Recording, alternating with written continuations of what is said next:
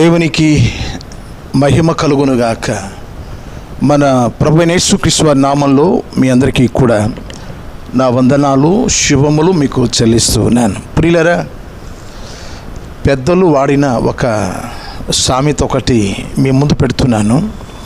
పచ్చకామెరలు వచ్చిన వారికి లోకమంతా పచ్చగా కనబడుతున్నట్టు అన్న సామెత వారు వాడారు. వాస్తవంగా పచ్చకామెరలు వచ్చిన వారికి లోకమంతా పచ్చ కనబడదు. కానీ ఏ సందర్భంలో దీన్ని వాడుతారు అనే విషయాన్ని మనం జ్ఞాపకం చేసుకుందాం. ప్రియులారా, ఒక వ్యక్తి పాపంలో ఉన్నప్పుడు ఎదుట కనబడిన వాళ్ళంతా కూడా నాకులాగా పాపం చేస్తున్నారు, నాకులాగా మోసం చేస్తున్నారు, నాకులాగా అపవిత్రతలో ఉన్నారని భావించి వారు మాట్లాడుతూ ఉంటారు. కారణం ఏంటంటే వారి హృదయం పాడై ఉంది కనుక, వారి హృదయం చెడిపోయి ఉంది కనుక లోకమంతా కూడా నాకులాగా ఉంటుంది అని ఊహించుకునే వారిని బట్టి ఈ సామెత రాయబడి ఉంది. ప్రియులరా, పరిశుద్ధ గ్రంథంలో గారడి సీమోను అనే వ్యక్తి ఉన్నాడు. అతడు గారడి చేసుకుంటూ మనుషులను మభ్యపెట్టి తనకు లోపరుచుకునేవాడు, తన వశంలో ఉంచుకునేవాడు, వారి ద్వారా ధనార్జన చేసేవాడు. అటువంటి సందర్భంలో ఫిలిప్పు గారు వచ్చి ప్రభువారి యొక్క పరిశుద్ధాత్మ శక్తి ప్రభావం చేత ఆ యొక్క మారు మనుషుల గురించి చెప్తూ అనేకులకు సువార్తను ప్రకటిస్తున్నప్పుడు స్వస్థత కార్యాలు, అద్భుతాలు జరిగే సమయంలో మనుషులందరూ ఈయన వైపుకు వచ్చినప్పుడు ఇతడు కూడా ఆశ్చర్యపడ్డాడు. అరే, ఫిలిప్పు ఎవరి తల మీద చేయబెడితే వారంతా బాగైపోతున్నారు, వారంతా పరిశుద్ధాత్మను పొందుకుంటున్నారు. నేను కూడా ఈ గారడి పని మానేసి నేను కూడా ఎవరి మీద చేతురిస్తే వారు అద్భుతాలు పొందాలి, వారు పరిశుద్ధాత్మ ఆ వరం పొందుకోవాలన్న ఉద్దేశంతో అతడు కూడా అటువంటి ఆశతో ముందుకొచ్చి కొంత ద్రవ్యాన్ని, కొంత డబ్బును తీసుకొచ్చి దైవజనులైన పేతురు గారి దగ్గరికి వచ్చి పెట్టి ఆశిస్తున్నాడు. నాకు ఈ వరం కావాలని ఆశిస్తున్నాడు. అటువంటి సందర్భంలో ఒక వాక్యం నేను మీ ముందు చదివి వినిపిస్తున్నాను. ప్రియులారా, అపోస్తల కార్యముల గ్రంథంలో నుండి 8వ అధ్యాయం 21 నుండి 24 వచనాలు మనం చదివినప్పుడు అక్కడ ఉన్న విషయాన్ని మీ ముందు పెడుతున్నాను. ప్రియులారా, నీ హృదయము దేవుని ఎదుట సరైనది కాదు గనుక ఈ కార్యమందు నీకు పాలు పంపులు లేవు. కాబట్టి ఈ నీ చెడుతనము మానుకొని మారు మనసు పొంది ప్రభువును వేడుకొను. ఒకవేళ నీ హృదయ ఆలోచన క్షమింపబడవచ్చును. నీవు ఘోర దుష్టత్వములోను దుర్నీతి బంధకముల్లోనూ ఉన్నట్టు నాకు కనపడుచున్నదని చెప్పాను. అందుకు సీమోను, మీరు చెప్పిన వాటిలో ఏదీ నా మీదికి రాకుండా మీరే నా కొరకు ప్రభువును వేడుకొనమని చెప్పాను. ప్రియులారా, ఇక్కడ ఒక మాట ఏముంది అంటే, నీ హృదయం దేవుని ఎదుట సరిగా లేదు, సరైనది కాదు అంటూ నీ హృదయ ఆలోచన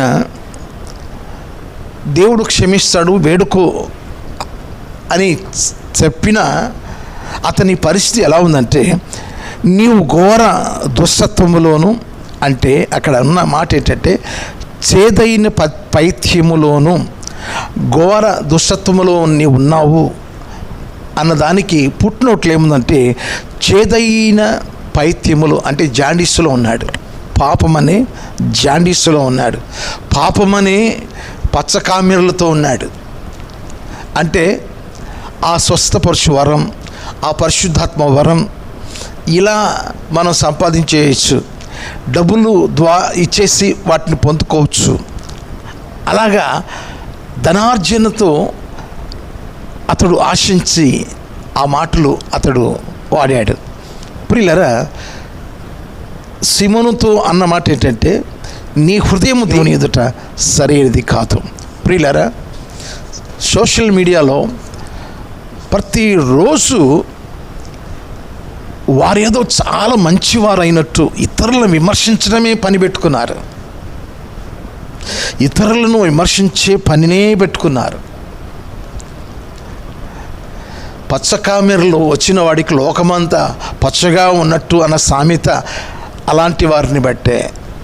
ఇంక మంచి విషయాలు ఒక వ్యక్తిలో ఇక చెడ్డ విషయాలు వారికి కనబడుతున్నాయి, కానీ మంచి విషయాలు ఏమి కనబడడం లేదన్నమాట. అంటే ఇతరులను విమర్శించే ఈ వీడియోస్ ద్వారా మనకేమర్థమవుతుందంటే ఆ వ్యక్తి హృదయం పైత్యంలో ఉంది, చేదైన పైత్యంలో ఉంది, దుష్టత్వంలో ఉంది అని అర్థమవుతుంది. క్రీస్తునందు నా ప్రియమైన దేవుని పిల్లరా, ప్రభువారు చెప్పిన మాట ఏంటంటే ఓ చక్కని మాట చెప్పారు. మత్తయి సువార్త 5వ అధ్యాయం 22వ వాక్యంలో, నేను మీతో చెప్పినది ఏమనగా, తన సహోదరుని మీద కోపపడు ప్రతివాడు విమర్శకు లోనగును, తన సహోదరుని చూచి వ్యర్థుడా అని చెప్పువాడు మహాసభకు లోనగును, ద్రోహి అని చెప్పువాడు నరకాగ్నికి లోనగును.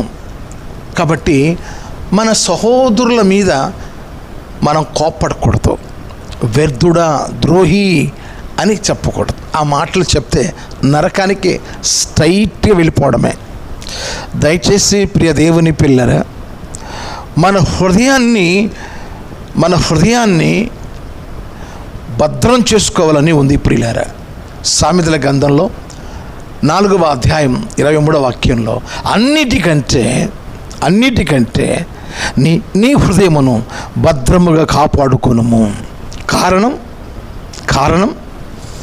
ఇర్మీయా గ్రంథంలో 17వ అధ్యాయం 9వ వాక్యంలో, హృదయం అన్నిటికంటే మోసకరమైనది, అది ఘోరమైన వ్యాధి గలది, దాన్ని గ్రహింపగలవాడు ఎవడు?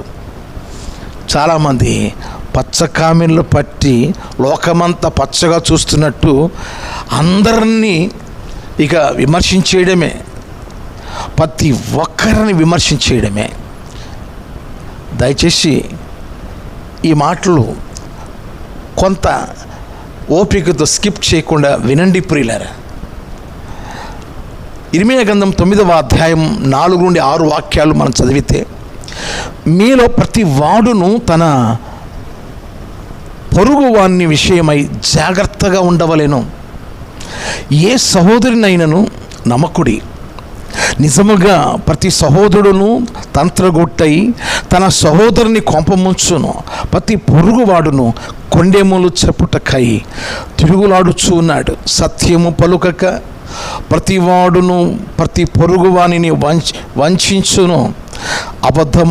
అబద్ధములాడుట తమ నాలుకకు అభ్యాసము చేసి ఉన్నారు. ఎదుటివాని తప్పులు పట్టవలని ప్రయాసపడుచు ఉన్నారు. నీ నివాస స్థలము కాపట్యము మధ్యనే ఉన్నది. వారు కపటులై నన్ను తెలుసుకొని నల్లకున్నారు. ఇది యెహోవా వాక్కు. ప్రియులారా, ఈ యొక్క అంచె దినాలలో ప్రజలు ఎలా ఉన్నారు అనేది కూడా రాయబడి ఉంది ప్రియులారా. అక్రమము విస్తరించుట చేత అనేకులలో ప్రేమ చల్లారిపోవునని ప్రభు చెప్పారు. కనుక ఈరోజు మన హృదయం నిండా ఏముండాలి తెలుసా? మన హృదయం నిండా రోమిలికి రాసిన పత్రిక 5వ అధ్యాయం 5వ వాక్యంలో, పరిశుద్ధాత్మ ద్వారా అనుగ్రహించబడిన ప్రేమతో సమృద్ధిగా నింపబడి ఉండాలి.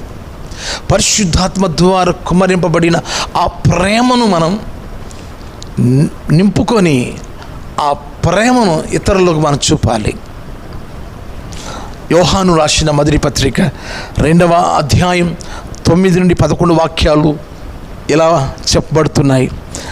వెలుగులో ఉన్నానని చెప్పుకొనొచ్చు తన సహోదరుని ద్వేషించువాడు ఇప్పటి వరకును చీకటిలోనే ఉన్నాడు. తన సహోదరుని ప్రేమించువాడు వెలుగులో ఉన్నవాడు, అతని యందు అభ్యంతర కారణమేమీ లేదు. తన సహోదరుని ద్వేషించువాడు చీకటిలో ఉండి చీకటిలో నడుచుచున్నాడు. చీకటి అతని కన్నులకు గుడ్డితనము కలుగు చేశాను గనుక తానెక్కడికి పోవచ్చున్నాడు అతనికి తెలియదు. ప్రియులారా, ఒకరినొకరు మనం ప్రేమించుకోవాలి. మనము సహోదరుని మనం ద్వేషిస్తే మనం అంధత్వంలో ఉన్నాం. మన మనోనేత్రాలకు గుడ్డితనము కలుగు చేయబడినది.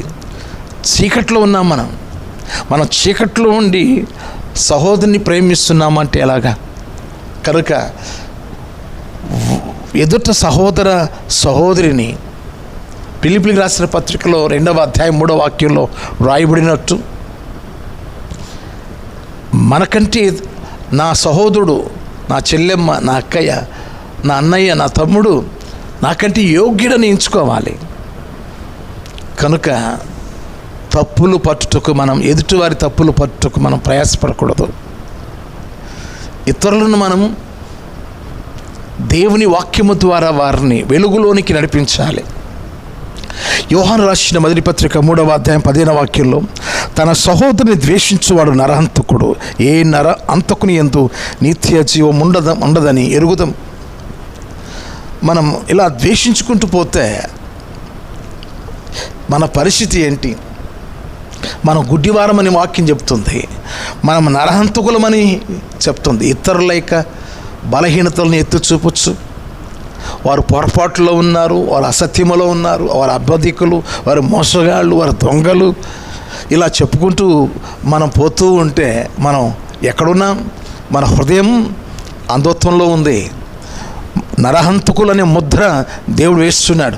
సహోదరుని ద్వేషించువాడు నరహంతకుడు.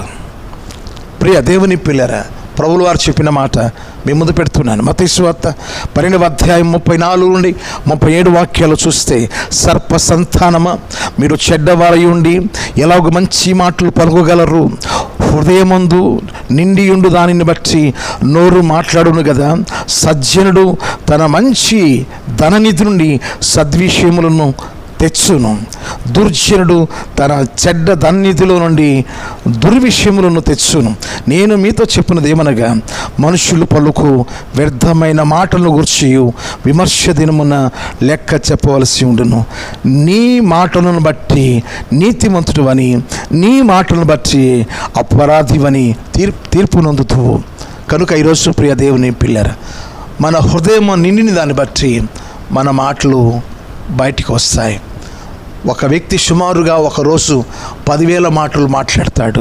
ఆ 10,000 మాటల్లో ఇతరులకు ప్రేమ చూపే మాటలు ఉంటే మంచిది. మన మాటలను బట్టి, ఇక్కడున్న మాట, నీ మాటలను బట్టి నీతిమంతుడు అని, నీ మాటలను బట్టి అపరాధివని తీర్పు తీర్చబడుతూ. సజ్జనుడు అంటే మంచివాడు, తన హృదయంలో ఉన్న మంచి విషయాలు బయటికి తీసుకొస్తాడు. దుర్జనుడు చెడ్డవాడు, తన హృదయంలో చెడ్డ విషయాలు ఇతరులకి తెలియపరుస్తూ ఉంటాడు. మన హృదయ స్థితిని బట్టి మన మాటలు బయటికి వస్తాయి. ప్రియులారా, నేను మీకు ఒక సంగతి చెప్తాను. అసలు దేవుడు ఎందుకు నోరును పెట్టాడు?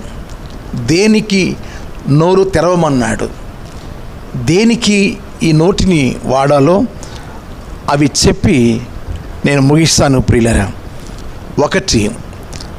37వ కీర్తన 30వ వాక్యాన్ని నేను చదువుతున్నాను. నీతిమంతుల నోరు జ్ఞానమును గూర్చి వచించును, వారి నాలుక న్యాయమును ప్రకటించును. నీతిమంతుల నోరు జ్ఞానమును గూర్చి వచించును, వారి నాలుక న్యాయమును ప్రకటించును. రక్షణ పొందిన దేవుని పిల్లలు దైవ జ్ఞానాన్ని గురించి, న్యాయాన్ని గురించి మాట్లాడాలి. 49వ కీర్తనలో అక్కడున్న మన మాట 2వ వాక్యం, నా నోరు విజ్ఞాన విషయములు పలుకును. ఎంత మంచి సాక్ష్యం అంటే. 2వది 63వ కీర్తన 5వ వాక్యం, నా నోరు నిన్ను గూర్చి గానము చేయుచున్నది. దావీదు మహారాజు తన సాక్ష్యాన్ని వ్యక్తపరుస్తున్నాడు. నా నోరు నిన్ను గూర్చి గానము చేయను. మన నోరు దేవుని గురించి పాడాలి. స్తుతి గానం, విమోచన గానం దేవుని సన్నిధిలో మన నోటి ద్వారా గాన ఆలాపనలు చేయాలి. 3వది 71వ కీర్తన 8వ వాక్యంలో, నీ కీర్తితోనూ నీ యొక్క ప్రభావ వర్ణనతోనూ దినమంతయు నా నోరు నిండి ఉన్నది. ఆహా, దినమంతా నీ కీర్తి గురించి, నీ ప్రభావాన్ని వర్ణనతో నేను వర్ణిస్తానయ్యా. దినమెల్లా నా నోరు ఆ రీతిగా నీ యొక్క ప్రభావ వర్ణన గురించి పలుకుతుంది అని సాక్ష్యమిస్తూ ఉన్నాడు. ఆయన ఎవరు అనేది కీర్తించాలి, ఆయన్ని శ్లాఘించాలి. ఆయన ప్రభావముల గురించి, ఆయన శూర కార్యములు, సాహస కార్యముల గురించి మన నోరు విప్పాలి, పాడాలి, ప్రతిధ్వనింప చేయాలి. 4వది 71వ కీర్తన 15వ వాక్యములో, నీ నీతిని నీ రక్షణను నా నోరు దినమెల్లా వివరించును, అవి నాకు ఎన్నశక్యము కావు. నీ నీతిని నీ రక్షణను నా నోరు దినమెల్లా వివరించును, అవి నాకు ఎన్నశక్యము కావు. అయ్యా, లెక్కించలేనయ్యా నీ నీతిని గురించి, నీ రక్షణ గురించి నా నోరు దినమెల్లా వివరిస్తుందయ్యా. ఎంత మంచి అనుభవం, ఆత్మీయ పిల్లల అనుభవాలు ఇవి. 5వది 145వ కీర్తన 20వ వాక్యం, నా నోరు యెహోవాను స్తోత్రము చేయను. ఇది కదా ఈ నోరు చేయాల్సిన పని, నా నోరు యెహోవాను స్తోత్రము చేయను. 6వది సామెతల గ్రంథం 8వ అధ్యాయం 7వ వాక్యం, నా నోరు సత్యమైన మాటలు పలుకును, దుష్టత్వము నా పెదవులకు అసహ్యం. నా నోరు సత్యమైన మాటలు పలుకును.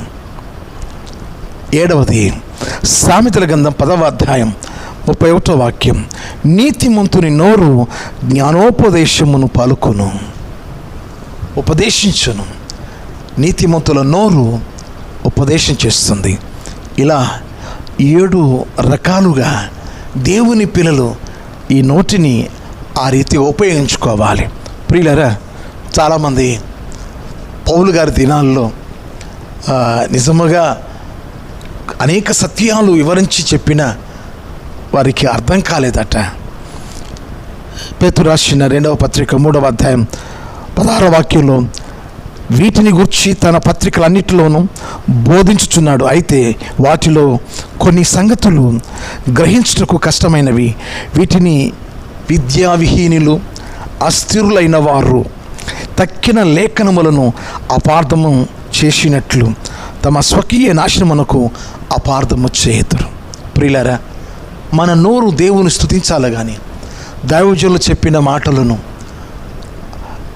అంటే విద్యావిహీనులు, చదువు సంధ్య లేని వారు, వారికి అర్థం కాక, జ్ఞానోపదేశాలు వారికి అర్థం కాక అదే నోటితో ఏం చేస్తున్నారట, అపార్థం చేసుకుంటున్నారట. ప్రియులారా, దయచేసి మన నోరు ఆ 7 విషయాలని దేవుణ్ణి గణపరుచుకుంటూ దేవుని మహిమపరచాలి, కానీ ఇక వేరే దానికి మనం ఉపయోగించుకోకూడదు. 10వ కీర్తన 7వ వాక్యంలో, వారి నోరు శాపముతోను కపటముతోను వంచనతోనూ నిండి ఉన్నది, వారి నాలుక కింద చేటును పాపమును ఉన్నవి. ప్రియ దేవుని పిల్లరా, శాపాలతో కపటములతో వంచనతో మన నోరు పలకకూడదు. మన నోరు ఇది ఎవరు పలుకుతారు తెలుసా? దుష్టులు. ప్రియులారా, 17వ కీర్తన 10వ వాక్యంలో, వారు తమ హృదయమును కఠినపరుచుకొని ఉన్నారు, వారి నోరు గర్వముగా మాట్లాడును. ప్రియులారా, మనుషుడు పలుకు ప్రతి వ్యర్థమైన మాట, ఎంతమంది వ్యర్థమైన మాటలు రోజు పలుకుతున్నారు. విమర్శ దినం ఒకటి ఉంది, రోమిలకు రాసిన పత్రికలో ఉంది. ప్రియులారా, 14వ అధ్యాయం 12వ వాక్యంలో, ప్రతి వాడట తనను గురించి తాను దేవునికి లెక్క అప్పగించాలి. ఒక విమర్శ దినమందు ఒక తీర్పు చెప్పే ఒక దినం ఉంది కనుక మనం తప్పు చేస్తూ ఇతరులను, మనం ఎదుటివారిని తప్పులు పట్టడం మంచిది కాదు. ఆ సందర్భంలో పచ్చ కామెరలు వచ్చిన వారికి లోకమంతా పచ్చ కనబడినట్లు అని ఎదుటివారిని ప్రతి విషయంలో తప్పు పట్టడం, ఎదుటివారి విషయంలో ఎక్కడ మంచి వారు చూచిన మంచి మాట్లాడకుండా అన్ని చెడు విషయాలే మాట్లాడడం. దేవుడు అందుకు ఇవ్వలేదు ఈ నోరు. ఈ నోటి ద్వారా దేవుని స్తుతించాలి, దేవుణ్ణి వర్ణించాలి, దేవుని శ్లాఘించాలి, గణపరచాలి. వాడవాడల వీధుల్లో, పట్టణాల్లో, పల్లెల్లో ఈ విషయమంతా ఆయన సువార్తను ప్రకటించుకోవాలి. ఆయన నీతిని గురించి, ఆయన కృపను గురించి పలకాలి. మన నోటి ద్వారా దేవుని నామానికి మహిమ రావాలి. పలుకుతున్నామా అలాగా? మన నోటి ద్వారా అలాగ పలుకుతున్నామా? పచ్చకామెర్లోడు వచ్చినట్టుగా ఎదుటివారి బలహీనతలను, ఎదుటివారి యొక్క ఏదో వారు తప్పు చేసేసారు, ఏదో పొరపాటు చేశారని ఊహాగానాలు చేసి వాళ్ళు ఇలాంటి వాళ్ళు అటువంటి వారని మాట్లాడేస్తే రేపు ఒక దినాన మన మీద విమర్శించేవాడు. ఫస్టే చెప్పాను ప్రియులరా, ప్రభు చెప్పాడు, ఎవరిని ఏ సహోదరుని మీద మనం కోపపడకూడదట, ఎవరిని వ్యర్థుడు అనకూడదట, ద్రోహి అనకూడదట. అవి అంటే నరకానికి వెళ్ళిపోతామంట. కాబట్టి నోటిని కాచుకుందాం. పచ్చకామెర్లో వచ్చిన వానికి లోకమంతా పచ్చగా ఉన్నట్టు అంటే అందరినీ తప్పుపట్టుతూ, అందరిని విమర్శిస్తూ ఆ రీతిగా మన హృదయాన్ని పాడు చేసుకొని ఒకవేళ ఆ స్థితిలో ఉంటే ఈరోజే దేవా, నా దేవా 51వ కీర్తన 10వ వాక్యములో అయా శుద్ధ హృదయం నాకు దయచేయమని దావీదు మహారాజు ప్రార్థించినట్టు, దేవా నా యందు శుద్ధ హృదయం కలుగు చేయం, అయా తిరిగి నా రక్షణ నాకు దయచేయమని దావీదు మహారాజు ప్రార్థించినట్టు శుద్ధ హృదయం పొందుకుందాం. హృదయ శుద్ధి గల వారు ధనిలు, వారు దేవుని చూస్తారు. ఈ హృదయంలో దేవుని ఆత్మ నివసించాలి, దేవుని ప్రేమ నివసించాలి. అప్పుడే దేవుని బిడ్డలుగా మనం జీవించగలుగుతాం. దేవుడు ఈ మాటలను దీవించునుగాక. May God bless you. మీకు నా వందనాలు. Thank you.